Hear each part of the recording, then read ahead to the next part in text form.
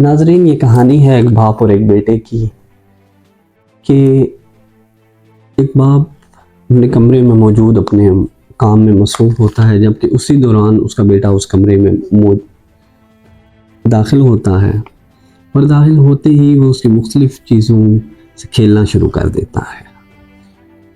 اب باپ کو اپنے کام کرنے میں کافی دقت پیش آتی ہے، اور وہ اس دقت سے بچنے کے لیے اور اپنے کام کو صحیح سے سر انجام دینے کے لیے وہ اس بچے کو ایک اخبار کا ٹکڑا دے دیتا ہے جس پہ دنیا کا نقشہ بنا ہوتا ہے، اور وہ اس دنیا کے نقشے کے مختلف حصے کر کے وہ اپنے بچے کو دے دیتا ہے، اور بچے سے کہتا ہے کہ بیٹا اس دنیا کے اس نقشے کو بیٹھ کے جوڑ دو۔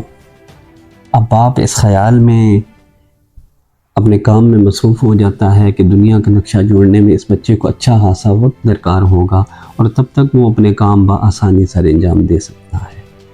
مگر چند ہی منٹ ابھی گزرتے ہیں تو وہ بچہ پھر مختلف چیزوں سے کھیلنا شروع کر دیتا ہے۔ وہ باپ حیرانگی سے بیٹے سے پوچھتا ہے کہ کیا تم نے دنیا کے نقشے کو جوڑ دیا؟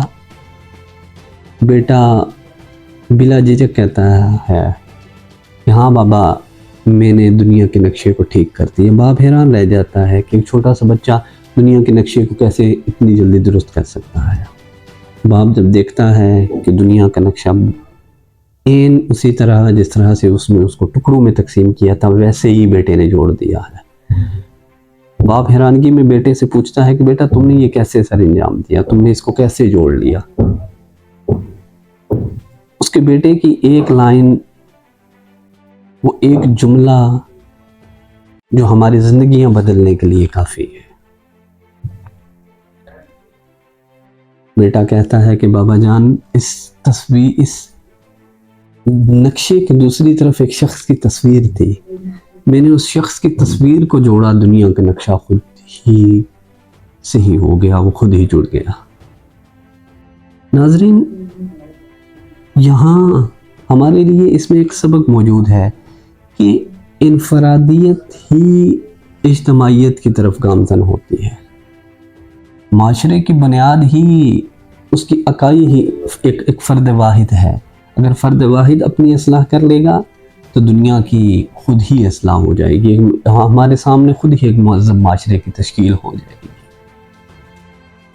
اگر ہر شخص صرف خود کی اصلاح شروع کر دے تو دنیا سے ایک برا شخص کم ہو جائے گا۔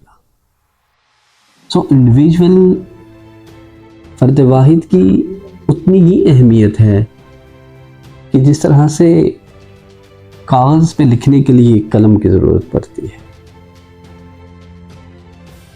لکھنا صرف ایک ہی قلم سے ہوتا ہے، آپ کے سامنے خواہ کتنے ہی ورق کیوں نہ موجود ہوں، جب تک اس قلم میں سیاہی ہے وہ ہر ورقے پہ وہ ایک ہی قلم لکھتا رہے گا۔